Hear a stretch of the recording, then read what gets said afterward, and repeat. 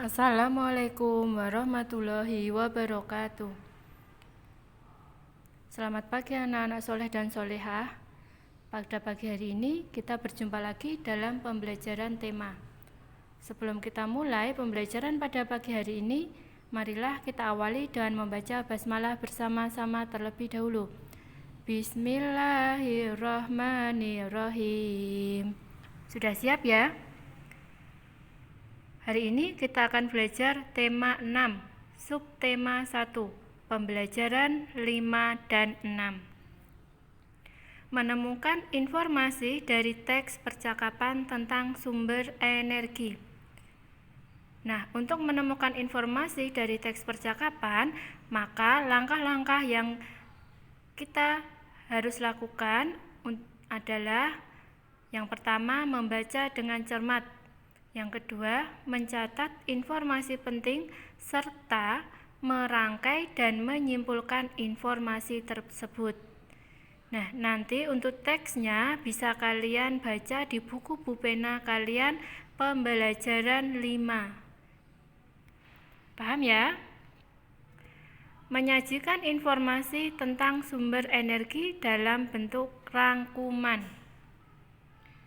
Informasi dari teks tersebut dapat kita temukan dengan cara membuat pertanyaan-pertanyaan yang berkaitan dengan teks yang kita baca.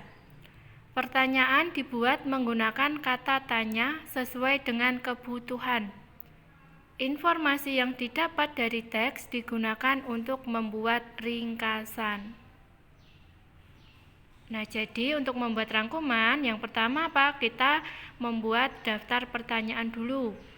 Pertanyaannya menggunakan apa? Menggunakan kata tanya apa, siapa, di mana, kapan, dan bagaimana. Nah, setelah kita membuat daftar pertanyaan itu, maka apa?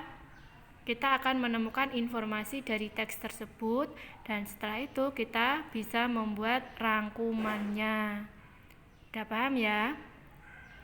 Terbatasnya ketersediaan energi fosil. Energi listrik dihasilkan oleh pembangkit listrik yang menggunakan sumber energi. Sumber energi dapat dihasilkan dari minyak bumi, batu bara, atau gas alam. Sumber energi tersebut berasal dari fosil. Artinya, memerlukan waktu yang sangat lama bagi sumber energi untuk dapat dibentuk kembali.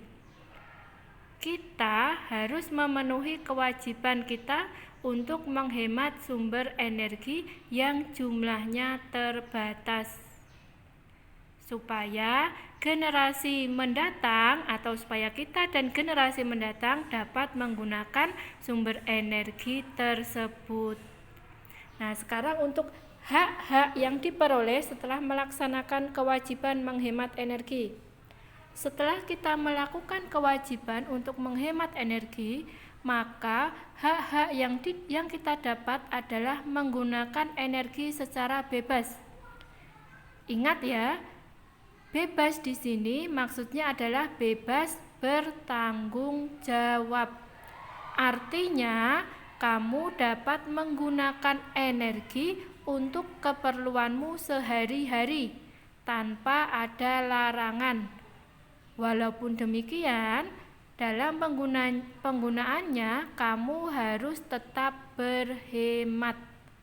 Dengan begitu, kamu menghargai hak orang lain untuk memanfaatkan energi. Nah, jadi setelah kita tadi melakukan kewajiban kita itu apa? Menghemat energi. Maka hak yang kita dapat apa? Kita dapat menggunakan energi tersebut dengan bebas. Bebas maksudnya yaitu bebas bertanggung jawab, tidak semena-mena ya. Paham ya? Sekarang kita lanjutkan. Mengenal satuan baku waktu, jam, menit, dan detik. Ibu menjemur pakaian di bawah terik matahari.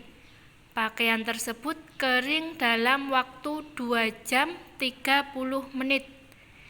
Jam dan menit merupakan contoh satuan baku untuk waktu. Satuan baku waktu lainnya yaitu detik. Contoh alat ukur waktu yang menggunakan satuan jam, ada menit, detik, itu adalah jam. Ya, satuan waktu yang menggunakan satuan jam, menit, dan detik itu adalah jam. Nah, jam di sini ada dua, jam analog dan jam digital. Paham ya?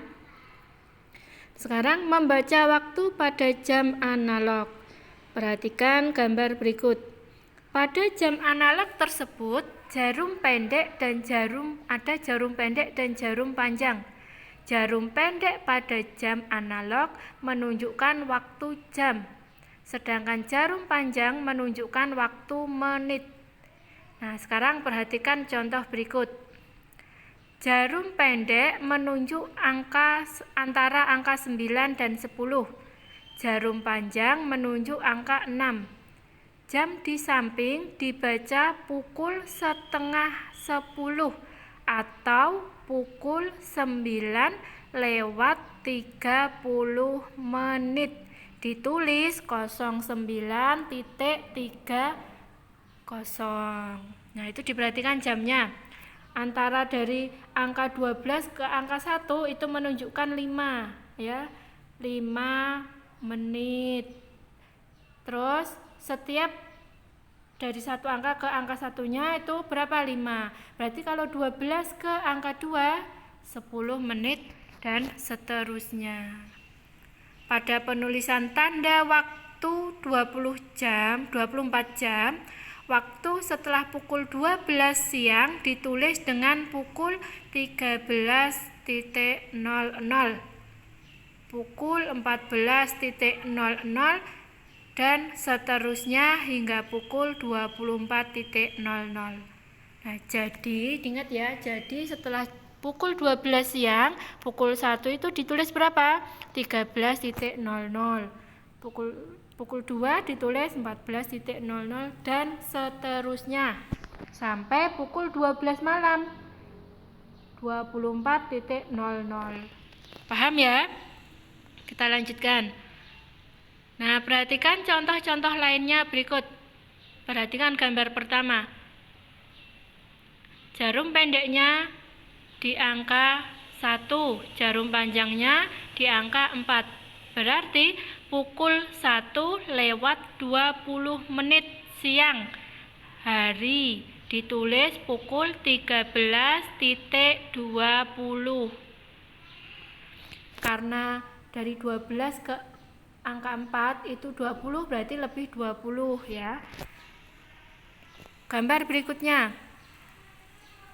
Jarum pendeknya menunjukkan angka 9. Jarum panjangnya angka 3. Pukul 9:15 malam. Hari ditulis pukul 21.15. Dan gambar yang terakhir, jarum pendeknya di antara 4 dan 5. Jarum panjangnya di angka 8. Pukul 4:40 sore hari. Ditulis pukul 16.40. Sudah paham ya? Hubungan antar satuan waktu jam, menit, dan detik. Kita sudah mengenal satuan baku waktu jam, menit, dan detik. Setiap satuan waktu tersebut dapat kita ubah ke satuan waktu lainnya seperti berikut. Nah, 1 jam itu ada berapa menit? 1 jam ada 60 menit. 1 menit itu ada 60 detik. Dan 1 jam ada 3.600 detik. Paham ya? Kita lanjutkan. Menentukan lama waktu suatu kegiatan dalam satuan jam. Lama waktu suatu kejadian atau kegiatan dapat ditentukan dengan cara menentukan selisih waktu antara waktu kegiatan berakhir dengan waktu kegiatan dimulai.